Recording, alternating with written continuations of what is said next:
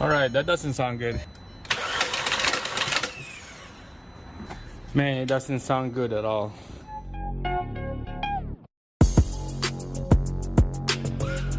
All right, guys, check this out.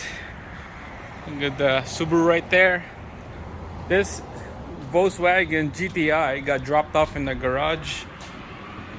So I have no idea what's going on. He told me that it just doesn't start.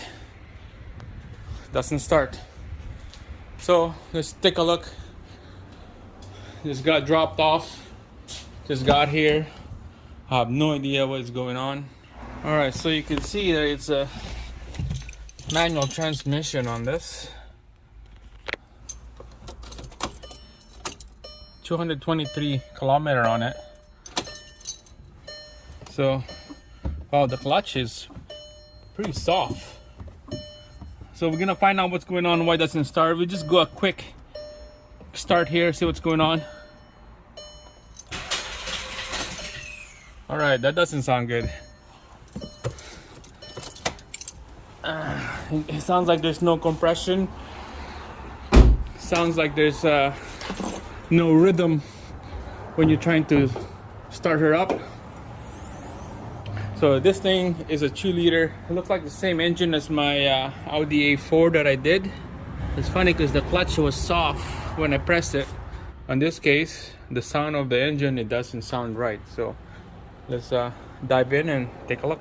All right, guys, so we're gonna crank this engine again. Let's take a look under the hood and let's see what it exactly sound like. Man, it doesn't sound good at all. Never heard of that sound before. Who knows, it might jump a tooth or something like that, or the chain is stretched. We don't know. This engine is prone to have a timing chain stretch. All right, so there's a couple different ways how to diagnose this crank but no start. So basically, some people will just go straight to the timing chain, take out the cover and check out the chain if it's loose.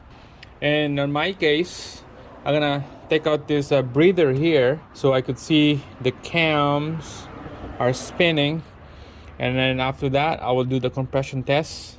So I took the coil connectors already and then a couple coils so I could take out this breather out, and then there the whole camshaft is exposed, both of them. So let's quickly crank this engine again, make sure they spin. If they not, we know that is going to be a chain problem if those don't spin. That's a one way to check, or you could go check right here. But to check right here, you have to move this engine mounts on the driver's side, so you can take out all these bolts down there to take out this cover, and then that's a lot of work. You have to put a jack underneath the engine to support it up and then take out all this mess. Right here, what, 6-8 bolts need to take out, check it out. And then after that, we'll do a compression test. All right, guys, I'm gonna bring you in really close. So watch for this cam right here, and then this cam right there. So we're gonna crank the engine.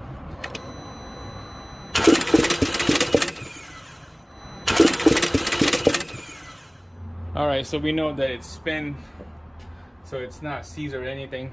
I have a feeling that the chain is super loose and it's just making that weird sound. So all right, let's do a compression test on the cylinder here. Let's take out all the spark plug and let's do the number 1 all the way to number 4.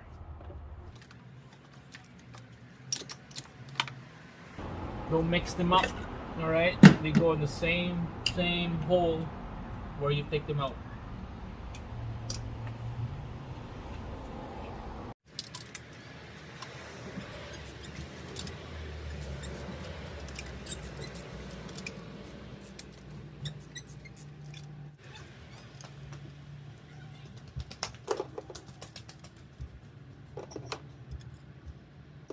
All right, so we got all the spark plug out. This is all wide open on those 4 holes. So next we're gonna disable the fuel. We don't want fuel coming in there.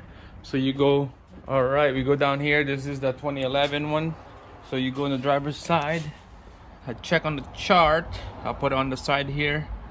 It's a fuse 27, 15 amp. Because you just have to peel this off down here. Little tab so you could put. And there's no chart on the back of this thing. It'll be nice to have one of those chart, but you don't. So fuse 27, 15 amp. So this is like the first row from 1, 2, 3 all the way here. The number goes up when you go down. So when I double check, this is the fuse 27, 15 amp. All right, so we're gonna pull that off. There's a little pliers right here, so pull that off. We'll put it on the side, and that's disabled the fuel. Now we can start the engine without having fuel. Let's go check, put the key on. Let's see if there's any buzzing sound when we trying to turn the key. If you hear the buzzing sound, means that the fuel is still on. So this is just to check. If I turn this key on, it won't have the buzzing sound anymore. I don't hear any buzzing sound. All right, this is good. Let's go under the hood. All right, OTC. You've probably seen this a lot. 5606 is the part number. I always use this for every vehicle with crank no start problem. Good way to invest. This tool right here helps out big time. So let's put it in here. Just make sure it's nice and tight. All right, keep an eye on that gauge, and let's get a good crank. Oh my god. Well, that's it. Confirm. No compression. No compression on number 1, and we know it's not gonna have compression for the rest of the cylinder. It's gonna be the chain problem. Stretch, something broke, something that it's not right. Who knows? This guy's probably gonna need a brand new head, brand new chain, guides and tensioner, or who knows, he might probably need a brand new engine. That's it. I'm done. This is how you test.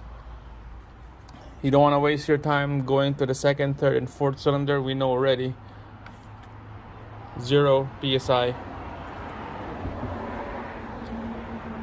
Alright guys, that's it. Thanks for watching. Gonna get the guy, the owner of this vehicle, confirm that farther diagnose. We could go all the way by taking out the chain cover, inspect the chain, but that's like taking out the engine mounts right here.